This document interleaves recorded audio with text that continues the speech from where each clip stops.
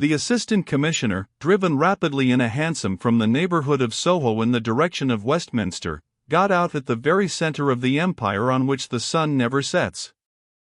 Some stalwart constables, who did not seem particularly impressed by the duty of watching the august spot, saluted him. Penetrating through a portal by no means lofty into the precincts of the house which is the house, par excellence in the minds of many millions of men, he was met at last by the volatile and revolutionary Toodles. That neat and nice young man concealed his astonishment at the early appearance of the assistant commissioner, whom he had been told to look out for some time about midnight. His turning up so early he concluded to be the sign that things, whatever they were, had gone wrong. With an extremely ready sympathy, which in nice youngsters goes often with a joyous temperament, he felt sorry for the great presence he called the chief, and also for the assistant commissioner, whose face appeared to him more ominously wooden than ever before, and quite wonderfully long. What a queer, foreign-looking chap he is, he thought to himself, smiling from a distance with friendly buoyancy. And directly they came together he began to talk with the kind intention of burying the awkwardness of failure under a heap of words. It looked as if the great assault threatened for that night were going to fizzle out. An inferior henchman of that brute Cheeseman was up boring mercilessly a very thin house with some shamelessly cooked statistics. He, Toodles, hoped he would bore them into account out every minute. But then he might be only marking time to let that guzzling Cheeseman dine at his leisure. Anyway, the chief could not be persuaded to go home. He will see you at once, I think. He's sitting all alone in his room thinking of all the fishes of the sea, concluded Toodles airily. Come along. Notwithstanding the kindness of his disposition, the young private secretary, unpaid, was accessible to the common failings of humanity. He did not wish to harrow the feelings of the assistant commissioner, who looked to him uncommonly like a man who has made a mess of his job. But his curiosity was too strong to be restrained by mere compassion. He could not help, as they went along, to throw over his shoulder lightly. And your sprat? Got him, answered the assistant commissioner with a concision which did not mean to be repellent in the least. Good. You've no idea how these great men dislike to be disappointed in small things. After this profound observation the experienced Toodles seemed to reflect. At any rate he said nothing for quite 2 seconds. Then, I'm glad.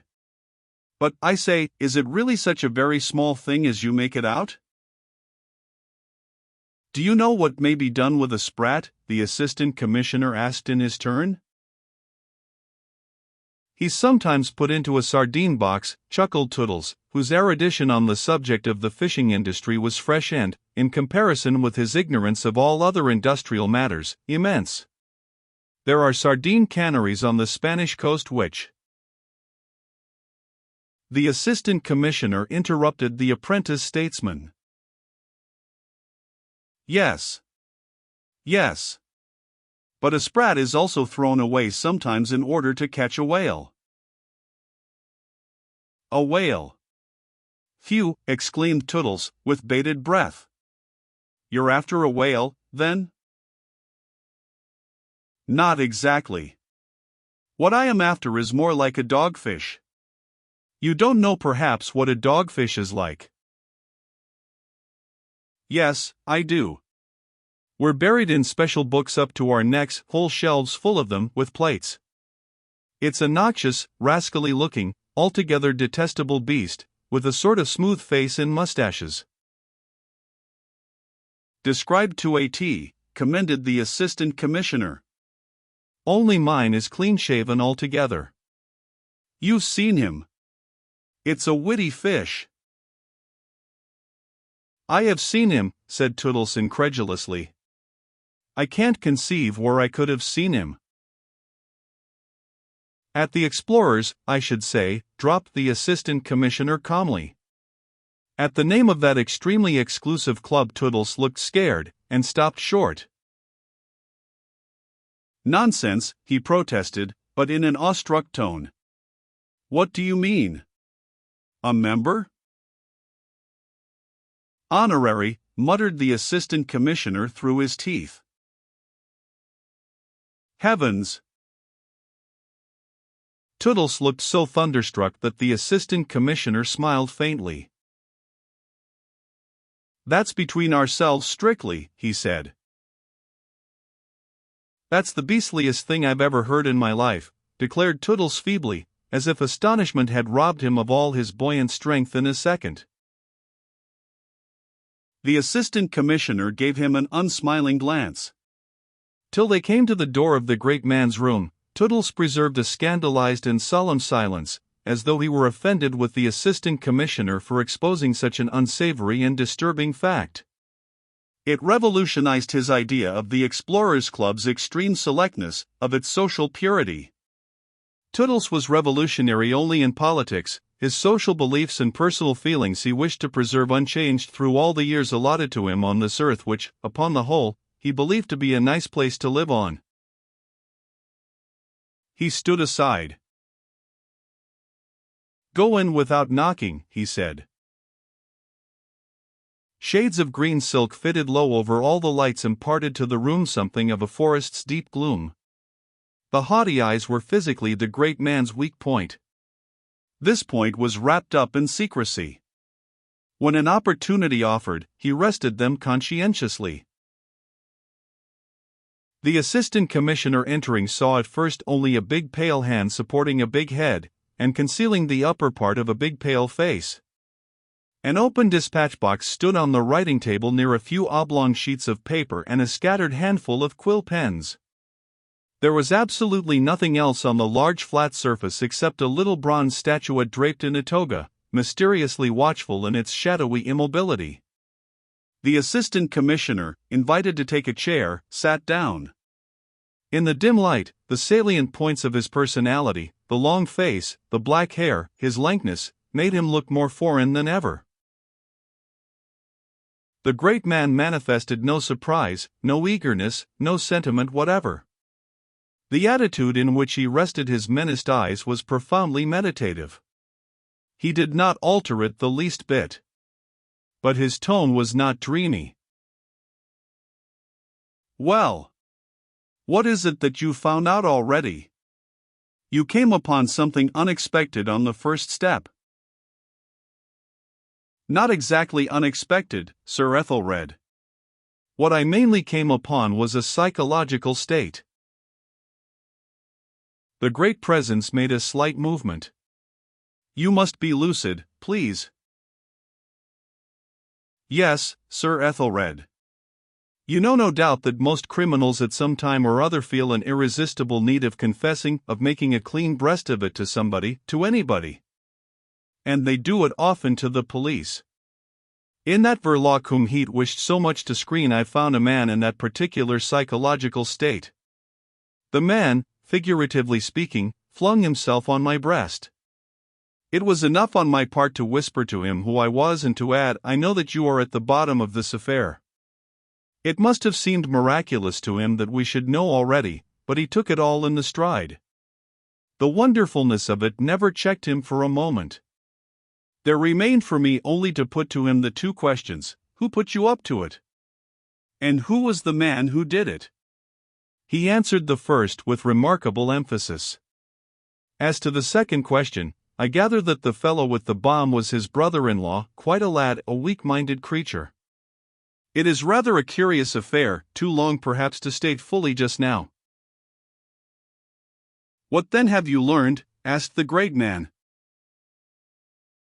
First, I've learned that the ex-convict Michaelis had nothing to do with it, though indeed the lad had been living with him temporarily in the country up to 8 o'clock this morning. It is more than likely that Michaelis knows nothing of it to this moment. You are positive as to that? Asked the great man. Quite certain, Sir Ethelred. This fellow Verloc went there this morning, and took away the lad on the pretense of going out for a walk in the lanes. As it was not the first time that he did this, Michaelis could not have the slightest suspicion of anything unusual. For the rest, Sir Ethelred, the indignation of this man Verloc had left nothing in doubt, nothing whatever. He had been driven out of his mind almost by an extraordinary performance, which for you or me it would be difficult to take as seriously meant, but which produced a great impression obviously on him. The Assistant Commissioner then imparted briefly to the great man, who sat still, resting his eyes under the screen of his hand, Mr. Verloc's appreciation of Mr. Vladimir's proceedings in character. The Assistant Commissioner did not seem to refuse it a certain amount of competency. But the great personage remarked, "All this seems very fantastic. Doesn't it? One would think a ferocious joke. But our man took it seriously, it appears. He felt himself threatened. In the time, he was in direct communication with old Stott Wartenheim himself, and had come to regard his services as indispensable. It was an extremely rude awakening. I imagine that he lost his head. He became angry and frightened. Upon my word, my impression is that he thought these embassy people quite capable not only to throw him out but to give him away too in some manner or other." "How long were you with him?" interrupted the presence from behind his big hand. "Some 40 minutes, Sir Ethelred, in a house of bad repute called Continental Hotel, closeted in a room which by the by I took for the night. I found him under the influence of that reaction which follows the effort of crime. The man cannot be defined as a hardened criminal. It is obvious that he did not plan the death of that wretched lad, his brother-in-law. That was a shock to him, I could see that. Perhaps he is a man of strong sensibilities. Perhaps he was even fond of the lad, who knows? He might have hoped that the fellow would get clear away, in which case it would have been almost impossible to bring this thing home to anyone. At any rate he risked consciously nothing more but arrest for him." The Assistant Commissioner paused in his speculations to reflect for a moment. "Though how, in that last case, he could hope to have his own share in the business concealed is more than I can tell," he continued, in his ignorance of poor Stevie's devotion to Mr. Verloc, who was good, and of his truly peculiar dumbness, which in the old affair of fireworks on the stairs had for many years resisted entreaties, coaxing, anger, and other means of investigation used by his beloved sister. For Stevie was loyal. "No, I can't imagine. It's possible that he never thought of that at all. It sounds an extravagant way of putting it, Sir Ethelred, but his state of dismay suggested to me an impulsive man who, after committing suicide with the notion that it would end all his troubles, had discovered that it did nothing of the kind." The Assistant Commissioner gave this definition in an apologetic voice. But in truth there is a sort of lucidity proper to extravagant language, and the great man was not offended. A slight jerky movement of the big body half lost in the gloom of the green silk shades, of the big head leaning on the big hand, accompanied an intermittent stifled but powerful sound. The great man had laughed. "What have you done with him?" The Assistant Commissioner answered very readily. "As he seemed very anxious to get back to his wife in the shop, I let him go, Sir Ethelred." "You did? But the fellow will disappear." "Pardon me. I don't think so. Where could he go to? Moreover, you must remember that he has got to think of the danger from his comrades too. He's there at his post.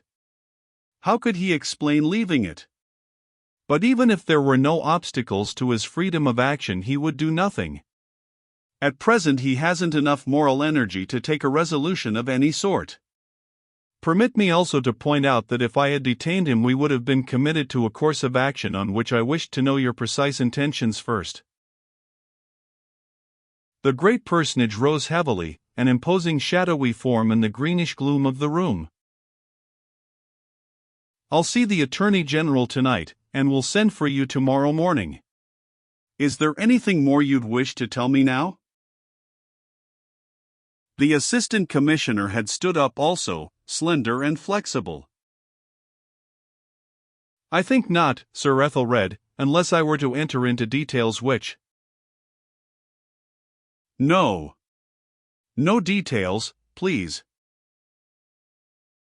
The great shadowy form seemed to shrink away as if in physical dread of details, then came forward, expanded, enormous, and weighty, offering a large hand. And you say that this man has got a wife? Yes, Sir Ethelred, said the Assistant Commissioner, pressing deferentially the extended hand. A genuine wife and a genuinely, respectably, marital relation.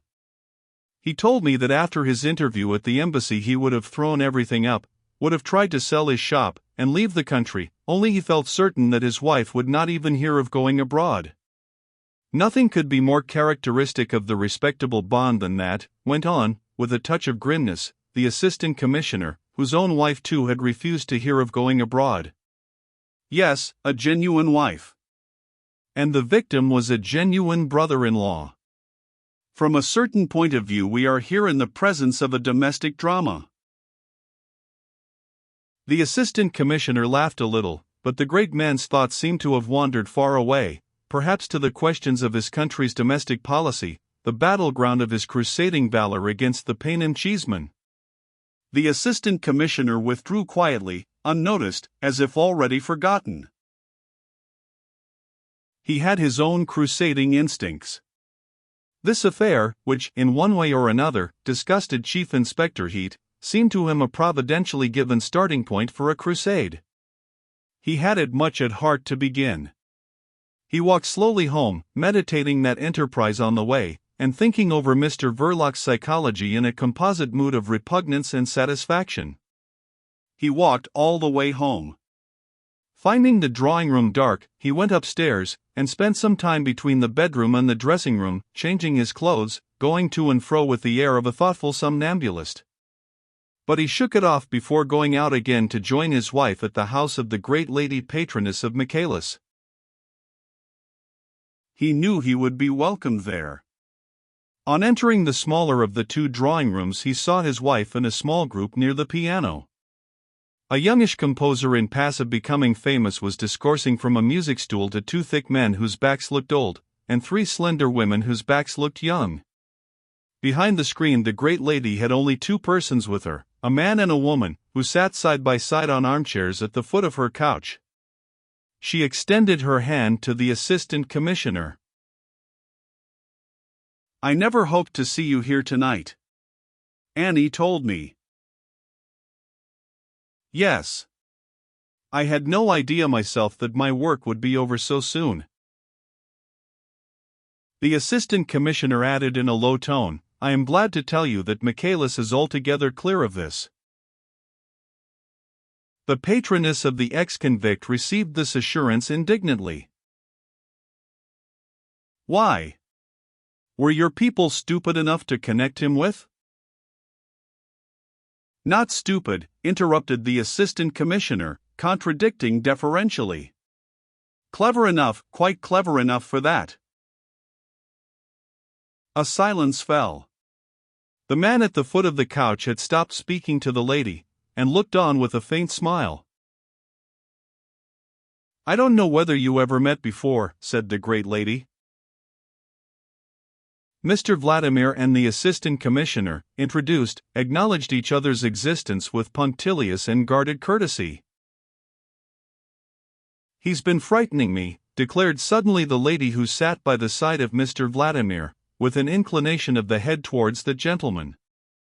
The Assistant Commissioner knew the lady. You do not look frightened, he pronounced, after surveying her conscientiously with his tired and equable gaze. He was thinking meantime to himself that in this house one met everybody sooner or later. Mr. Vladimir's rosy countenance was wreathed in smiles, because he was witty, but his eyes remained serious, like the eyes of convinced man. Well, he tried to at least, amended the lady. Force of habit perhaps, said the Assistant Commissioner, moved by an irresistible inspiration.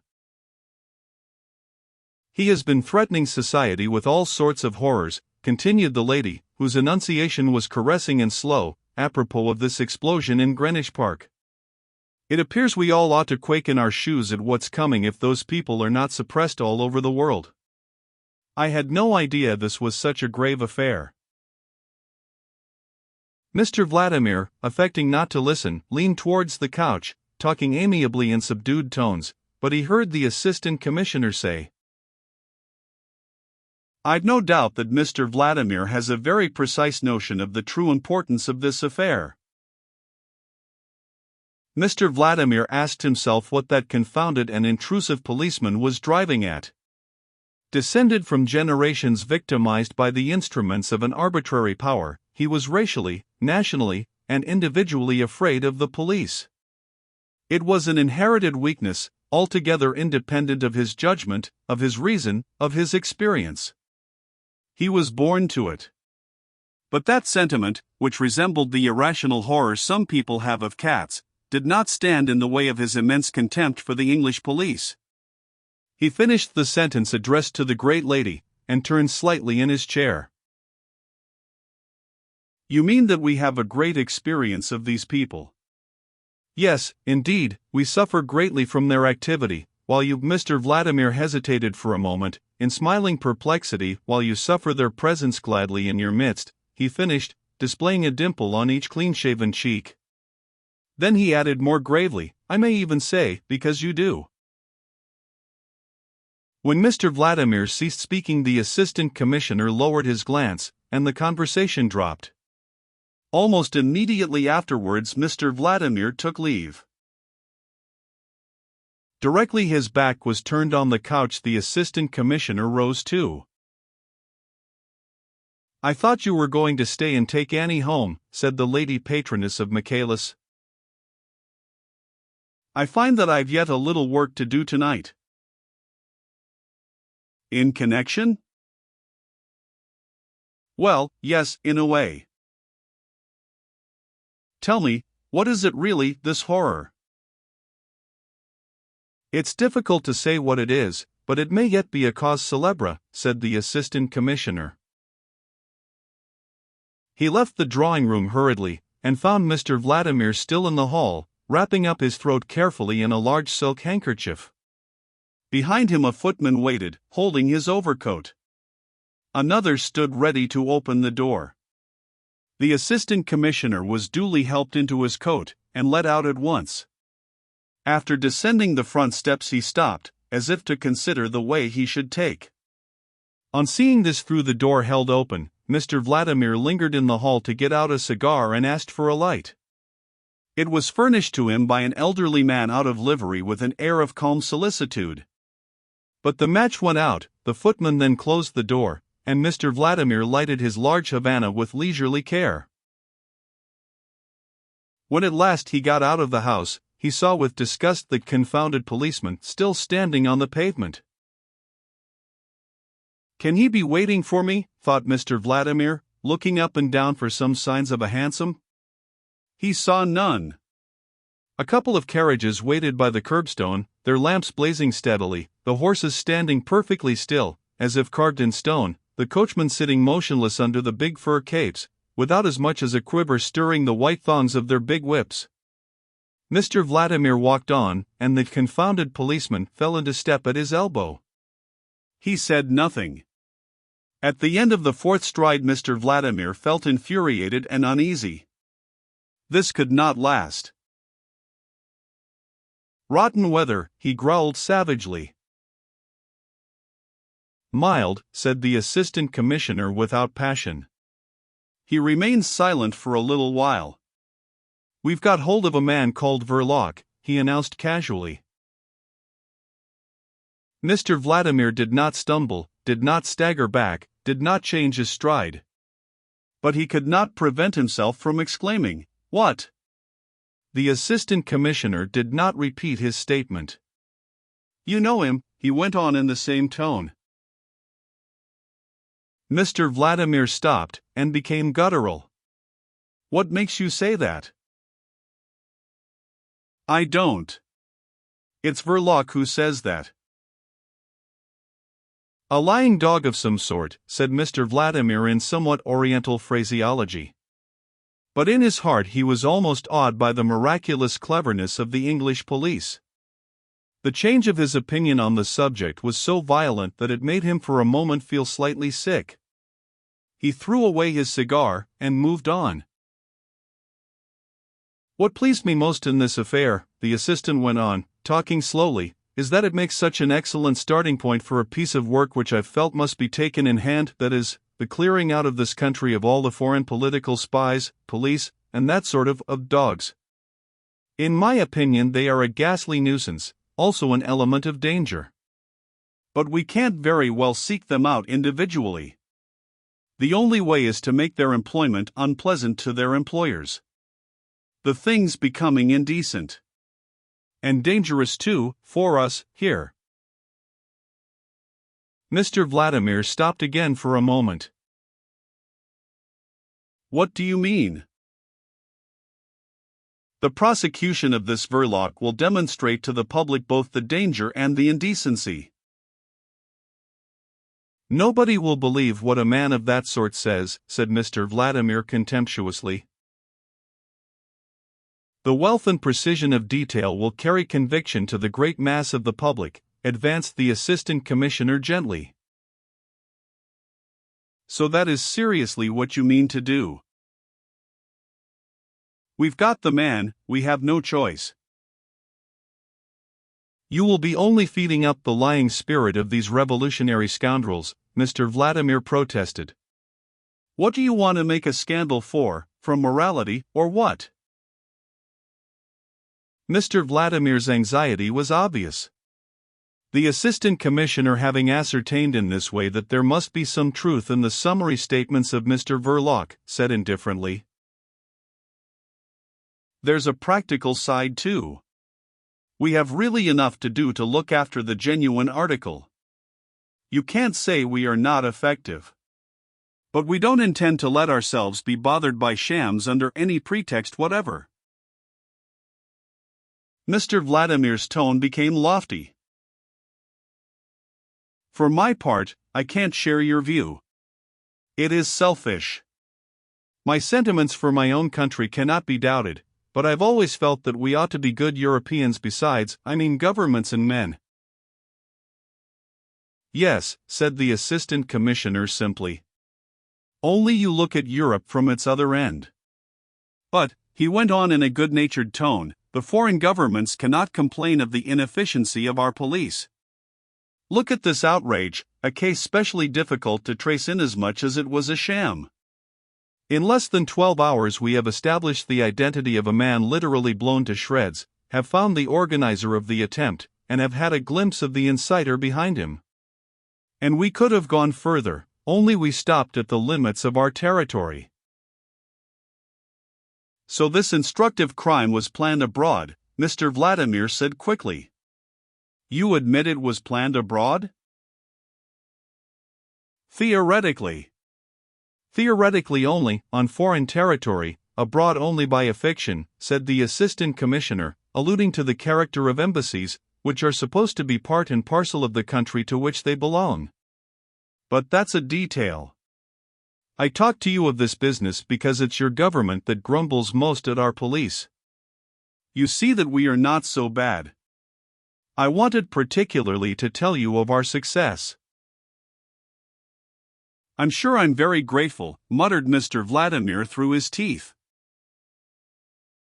"We can put our finger on every anarchist here," went on the Assistant Commissioner, as though he were quoting Chief Inspector Heat. "All that's wanted now is to do away with the agent provocateur to make everything safe." Mr. Vladimir held up his hand to a passing hansom. "You're not going in here," remarked the Assistant Commissioner, looking at a building of noble proportions and hospitable aspect, with the light of a great hall falling through its glass doors on a broad flight of steps. But Mr. Vladimir, sitting, stony-eyed, inside the hansom, drove off without a word. The Assistant Commissioner himself did not turn into the noble building. It was the Explorers' Club. The thought passed through his mind that Mr. Vladimir, honorary member, would not be seen very often there in the future. He looked at his watch. It was only 10:30. He had had a very full evening.